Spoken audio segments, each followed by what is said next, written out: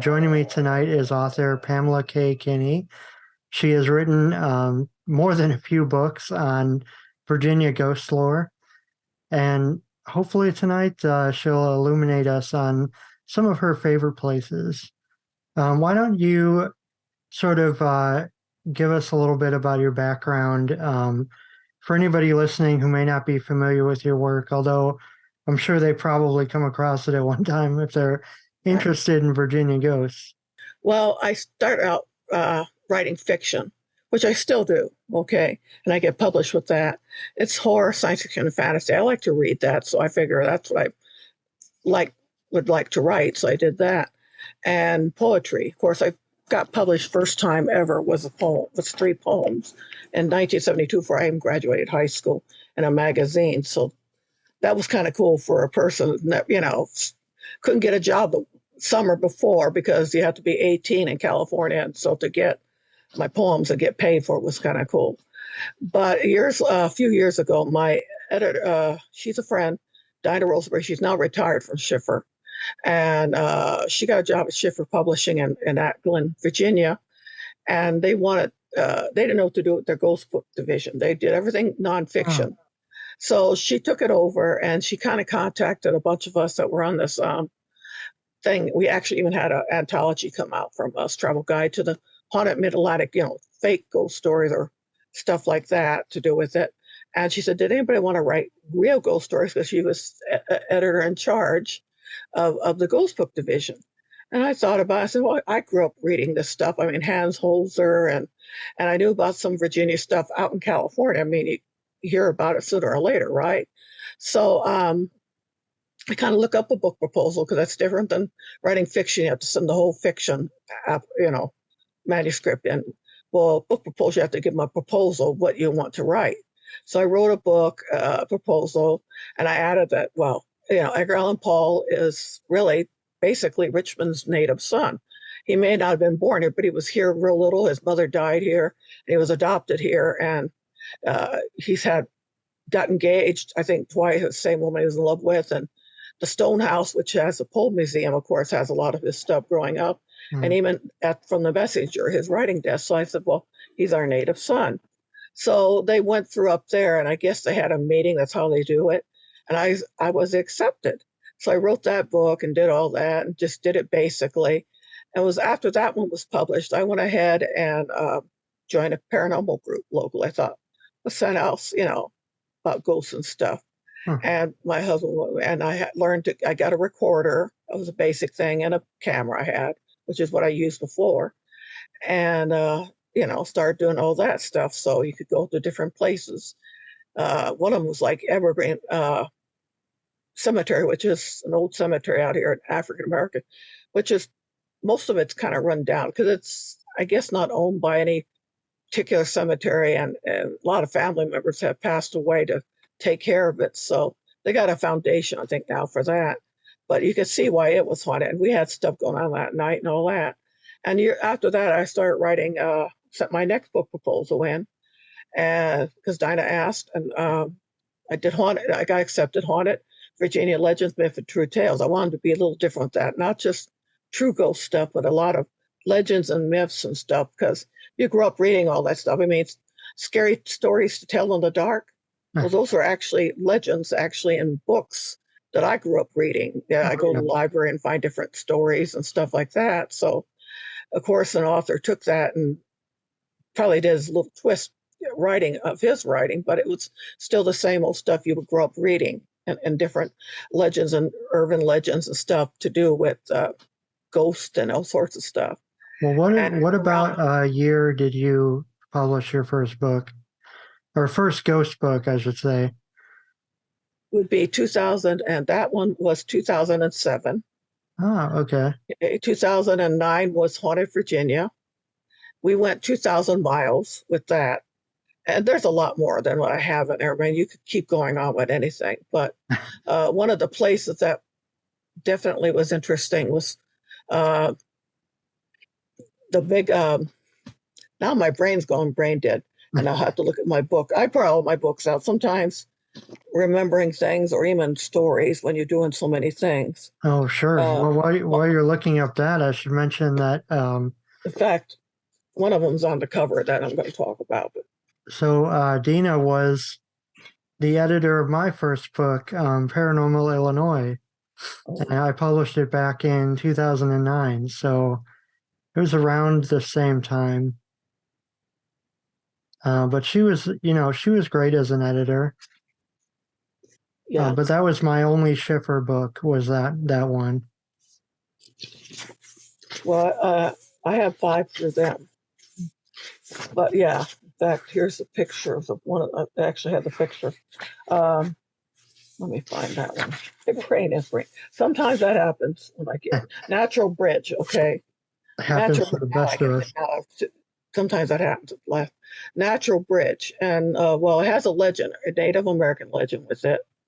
Supposedly that one tribe was chased by another, and supposedly the first tribe fell on their knees and prayed to their gods, and a thing was built over, made like a bridge, so that's how they could cross, and so that like a natural bridge. But it was interesting to do that. There's stories and legends with it, underground river, and then there's the natural bridge caverns, the deepest caverns in Virginia, and it has a ghost story connected to it. And I actually talked to the guy that was took the tour, and he when he got down there, I asked if he started talking about it. First, he showed us how dark it can get without a light down there. Once you're at the bottom, Hmm. it's totally dark. You might hear bats up way up, but that's about it. And the water coming from open ways, hallways that they got going, I guess, like from the area, the cave, and to wherever the river, the underground mysterious river that nobody really, it's never up top. And so it was pretty dark. So you can imagine if anybody was down there anyway. But Civil War happened. The story, there's 2 ones. The kids tell one story at the local schools, and then the real one is supposedly a woman and her daughter hid in there. And I don't know what happened. They died or whatever, but Hmm. they died in there, which is easy to imagine because talking about it, like these openings, you hear the river that's underground, Yeah. literally beside you. And you keep thinking, if it's really dark down there, maybe her lantern went out, it's a candle. I mean, back in those days, trying to get away from the soldiers, maybe whatever's out there that she's afraid of, probably obviously the Union.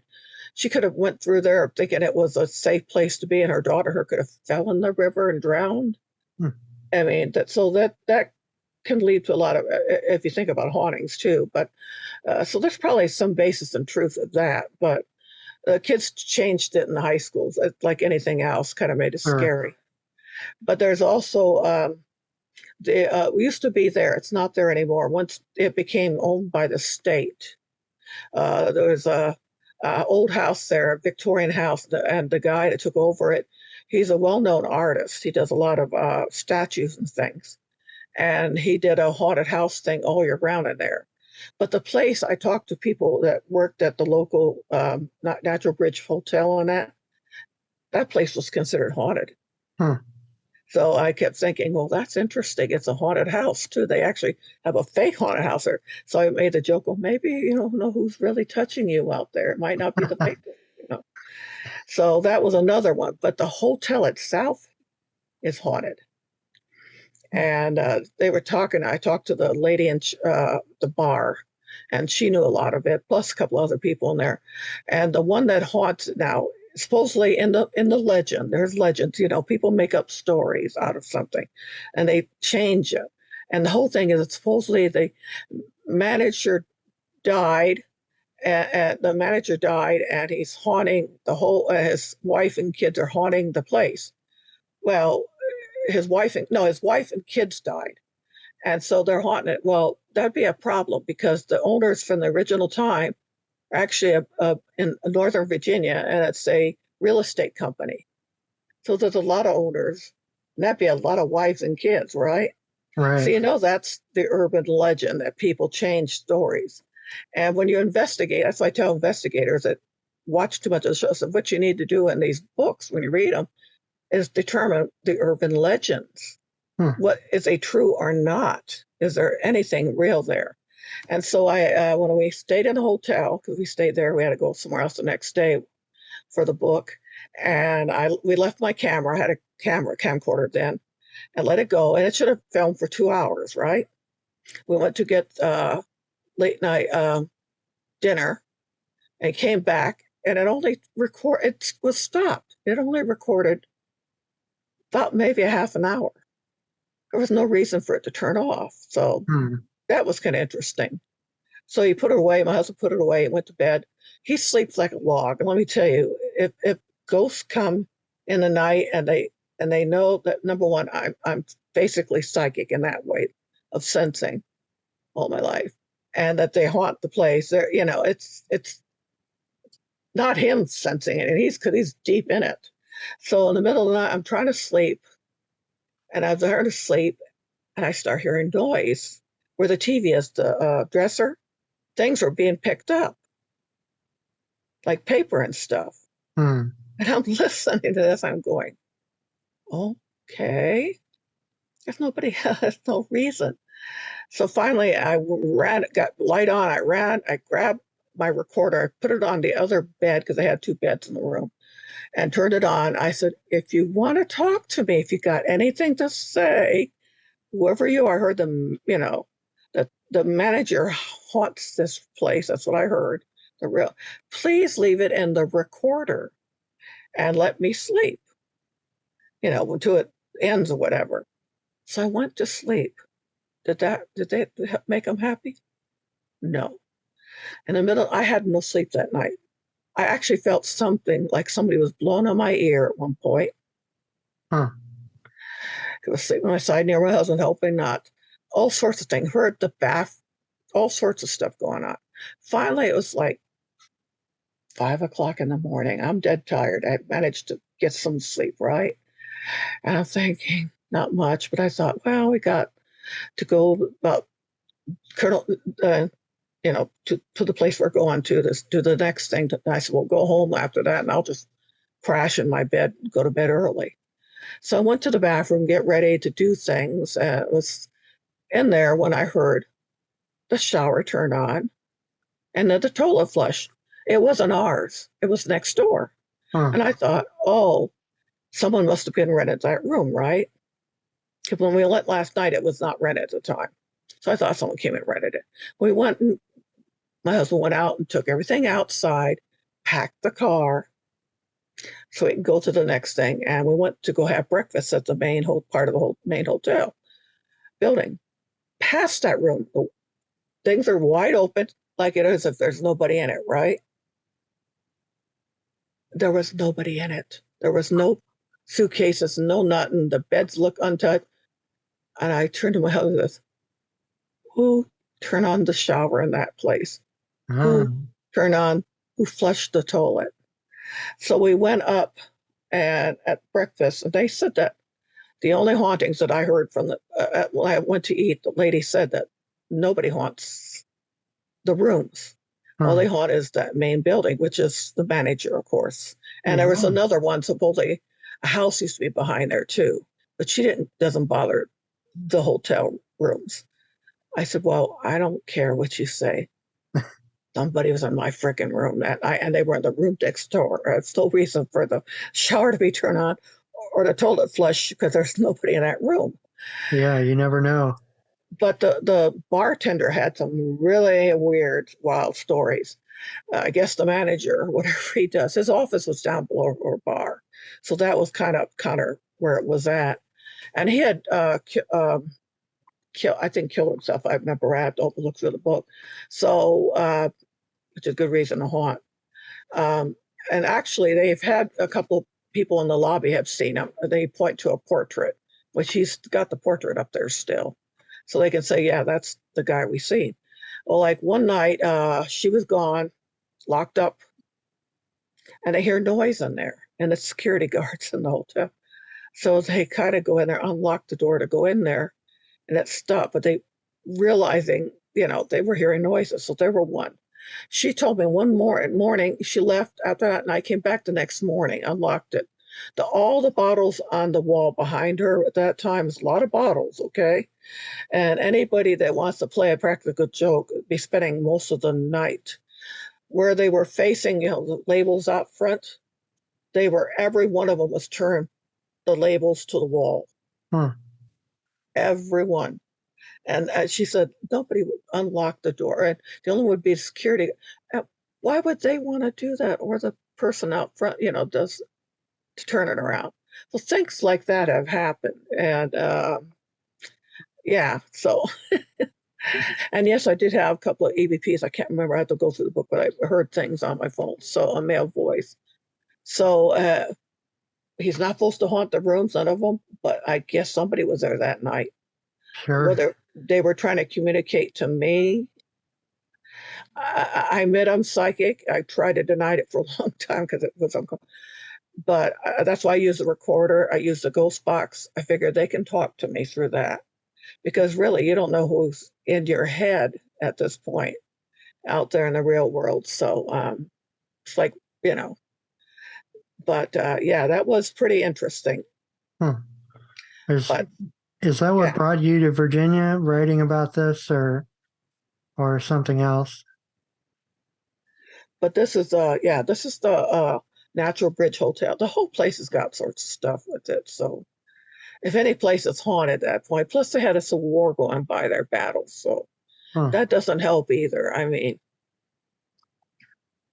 usually when you got Civil War stuff, a lot of people told me that there's a Civil War battlefield that had people that I know who done this have had experiences. So they tell me where to go, like in Amelia, the Sailor's Creek is really haunted. It's the last battle before Lee went to sign the paper. His son died there. In fact, a lot of them were all buried underneath the ground. They told me that place was set so much that they buried both Confederate and Soldier Union in there, and they never dug them up. They just left it alone. So that one actually has usually Confederates are taken away. Both were dumped, and they're under there still. And I have had park rangers tell me this. So, and the house is haunted too by one of the.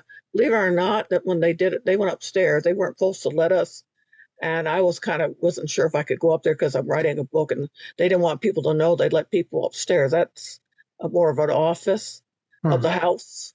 But two of them went up there with their ghost box, and they actually got one of the former before that of that park, the park range, the head person in charge.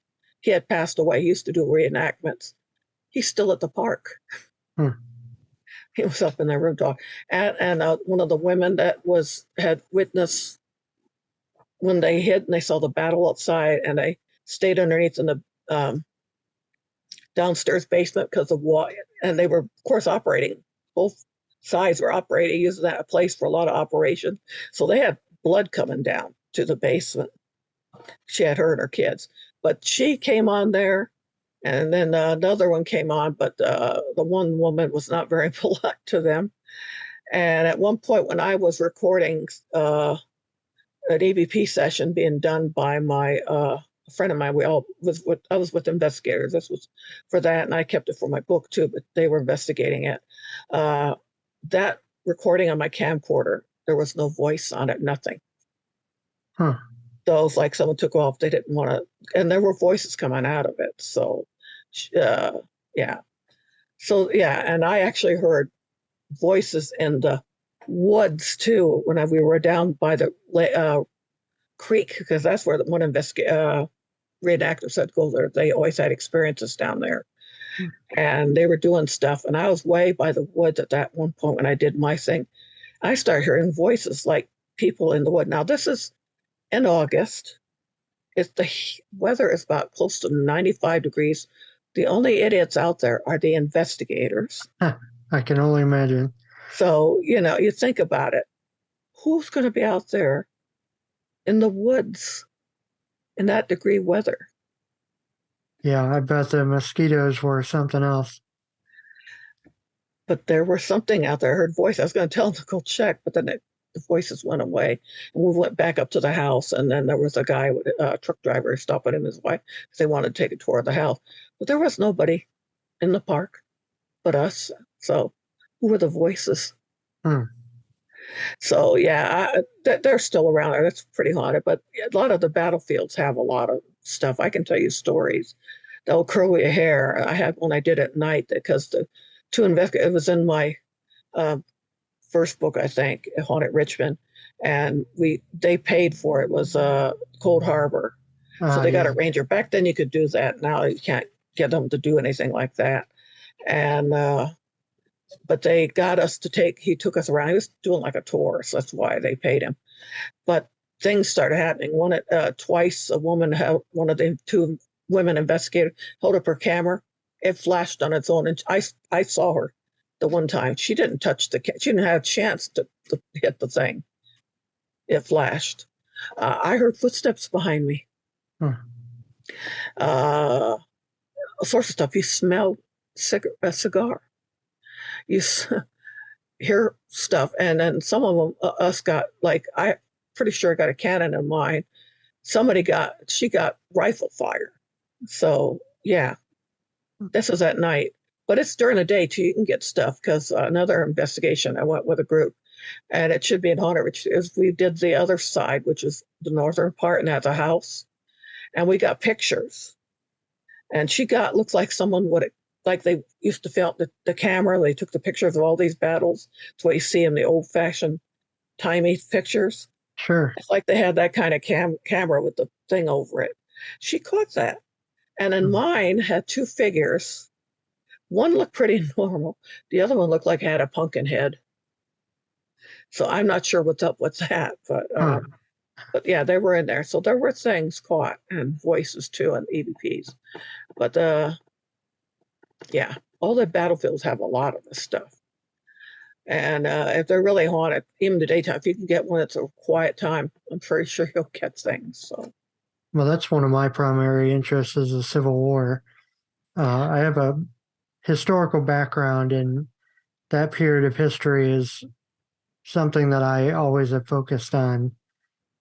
So, but your most recent book is about Petersburg, right? that's the most one for Schiffer. Yeah. I Okay. have a sorry the suffix one, but that was for a regular because at that point Schiffer decided regional ghost books weren't selling, which is kind of dumb because they are selling, but that's what I've been told by booksellers. But I said, well, can't do anything if they're not going to do that. Right. They want something more like, I guess, government around the country wide, and it's kind of hard. So I ended up with a small press publisher. I got my rights back, and I'm waiting to see if we get it together with the one I do the werewolf book with, or if I have to put it together and buy it and just go to like England and pay for it and get it put up there so it can get in bookstores. Because a lot that other publisher used Amazon and it was selling, but I wasn't getting the money. That's why we're not together after 2 years of the contract ending. I asked for my rights back Huh. because yeah, first year he did it. The second year I know it was selling. Not now, so I had to buy books through there. I wasn't getting my books. They took my money at one point, and that's why I been buying through Amazon till that was done. But yeah, I can tell you about Serious Suffix too. But yeah, the last one with Schiffer was Petersburg. Hmm. And that's another one that's really haunted. I think between that area, if you want to talk about areas, people would ask me, well, the two was haunted. I actually had that on another show about 3 weeks ago. Also, Virginia's Haunted Historic Triangle, all that area, Williamsburg that's why it's got so many ghost stories. Oh yeah. Yeah. I love So that area. Petersburg is really, really haunted too. And the Now whole that's area around it. Yeah, I got my first more figures in pictures in that one before, even because the first Virginia Haunted Historic Triangle, there's two editions. It's second printings. It went to a second printing. It sold that much, but that's because it's Williamsburg and that book sells yeah. like crazy. That's a But very nicely designed book. yeah, yeah. The second one is a really nice one. That's Dinah's. The first one was somebody else, didn't like her, couldn't convince, and she did Haunted Richmond too, and she kind of messed that up with the Sailor's Creek, but where it's supposed to be. But Well, you get what you get. What how did you do the research for the Petersburg book? I know that is not an area that's been well documented. well, there's some if you go to LB Taylor. He wrote a lot of stuff where he found stuff actually, because he rarely went somewhere. Either people he researched in libraries, or he got letters from people with stuff going on. I actually had a dentist. I no, I one doctor that I went to that actually Betty had sent him a story years ago from Northern Virginia when he lived up there. Um, but there's him. But online, you try to find anything you can because at least they tell you you don't know what's where and what. And then I, of course, did investigate my own little investigation. Now, at this point, I have the ghost box. It's working for me. I mean, I do investigations called Paranormal World Seekers. My co-producer is a videographer. He works doing movies and stuff. So for him, it was not real.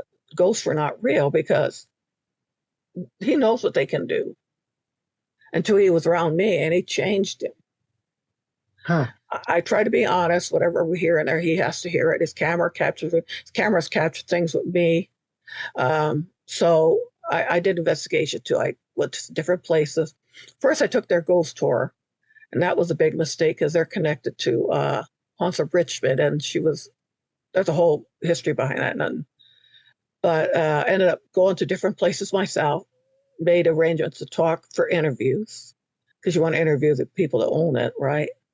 And what they had to say. And then I got where some of them let me do investigations. So I did one with Wabi Sabi downstairs where a lot of it happens. They had, it used to be a room with just a fireplace and that. And the first time the owner went down there, he had just gotten it for he was turning it into the like sushi place and all that, a bar. He was like standing in front of the, next to the fireplace, looking toward going back where you have to go upstairs. And he felt something. So he turned to his head to the left and standing like he was warming his bottom against the fireplace, which was not working. Okay. There was no fire in it. Uh, was the ghost that mostly haunts that, though there's lots of ghosts in that place, but the one that haunts is it's African American with a little Confederate gray hat. He saw him. So people had a lot of experiences there. So I did an investigation. I got not only him, I got a little boy and I got a woman for a little bit. And the place used to be upstairs. In fact, the whole building, it was the Friendship House. But by a certain time, it became a house of ill repute. Hmm. And someone said that they heard that later on. I was told that they heard that the whole area in that street was the red light district. So Interesting. yeah, prostitution. Hmm. So the woman, probably that. In fact, their apartments have had experiences and stuff. Because their apartments upstairs, a lot of the historical part of Petersburg. But the little boy was interesting. I tried to make sure it's, even though I know where it's not, I know what's real voices now. I've gotten to point at that point used to knowing where the real voices are. And especially if they come out loud, comparably to a radio scanning. And there was a little boy, and I asked him, I said, boy, do you see my earrings? This was Christmas time, so I was wearing snowman earrings, okay? Didn't say what they were. I just said, do you see my earrings? And the little boy's voice came out of the box and said, oh, snowmans. Huh. He was accurate. I didn't tell him. I just said, do you see my earrings? I asked if he wanted to play with a ball. I said, oh, I left it upstairs. He said, yeah. And but it was too late, but getting down there. But I got these on Ghostbox. I record not only regular EVPs, I record my Ghostbox sessions so I can look back, listen later. Sometimes you don't hear everything you can on the box, and I catch things later. Plus, I catch the right things. So that's my big thing with that. So that's one place. It was owned. It was there was another building there. It was. Tell me what this name is. It was a friend of Pole's. He owned what was a coffee shop and a place where they had like beer or wine, they called back then. And yeah, Hiram Haynes Coffee. coffee and ale house. And this was 1830s. And he was a poet too, and an editor. And he was a friend with Poe. Well, Poe was getting married, and he told him to come here and stay in his upstairs in his of his place, a business, for the honeymoon. Because and actually back then, Richmond was nothing. Petersburg had opera, you name it, in that area, the old Petersburg. So for them to come there, that would have been like a nice thing to do. So Poe, I've been up where Poe and Virginia slept. There's a legend that they say she peeks out the window at a certain time in January. Interesting. I, that's I don't know, cannot I can tell you what I did my ghost box and my EVPs and my pictures. I didn't get her or Poe. Okay, just let everybody know to know that. Of course, I wasn't there for the January thing to see she was out. And they had a fake dummy looking out with a wedding veil Uh, um, in the sitting room. But you know, I did my stuff and got my pictures. I got a picture on the window, and of course, the owner at that time, he no longer owned. He was a ex New York publisher of a magazine, big magazine up in New York, and his wife was at, and they came back here, and he actually wrote a book on Poe and Petersburg uh, that was published. But the face on the window, okay, when you look through the window, it goes across. There was they changed it to the Rue Morgue restaurant down there. It used to be open though. The building across from the way was where Hiram Haynes lived with his family, and so there was nothing but outdoors. So up on the walls, way up above this thing they have, you can walk across if you wanted to, like a bridge. It's a plain brick wall out there. So you don't see anything but brick walls. There's no pictures, no nothing. But there is a face. Dinah has seen it. A lot of people have seen it. He thinks it's young Poe because there's no mustache. It looks like Poe. I didn't want to tell him that I don't think I caught Poe, that it probably was one of the Civil War soldiers on the third floor. That's where I caught it because the nurse and the soldiers are still there. They were talking to the box. And that used to be a place they had for a hospital. So, and let's be honest, they all look like that in the Civil War. They didn't have like short hair like in the military today. right. Now, of course, young men don't have probably that much mustaches or beards till later, you know. So that could have been anybody and not Paul. But yeah, it's on the window. She thought she saw another image around there, a skeleton. I don't face skull. I haven't seen it, so I can't. But the man, yeah, and a lot of people see him. And they got it in the book. I actually have like 5 images. There, I have one. Wabi Sabi, the African American male, is in two of my pictures. So I got one in there. You don't even need. You see his face looking through the door. There's a doorway out there that all it does is it's a little closed in place because you can't. There's no way getting out of it. It's down by the level of the sidewalk, and he's looking in twice. And I caught that when I took the guy's picture. And when you go close enough, there he is looking in. Huh. So he's in it. Dinwiddie, I got the house that I went and did a tour and everything, and I got somebody looking out that night. And I asked her when I asked the owner of the house, did she go and look out? I said, did you look out at any point? She goes, no, they went to bed. So I don't know who I got there.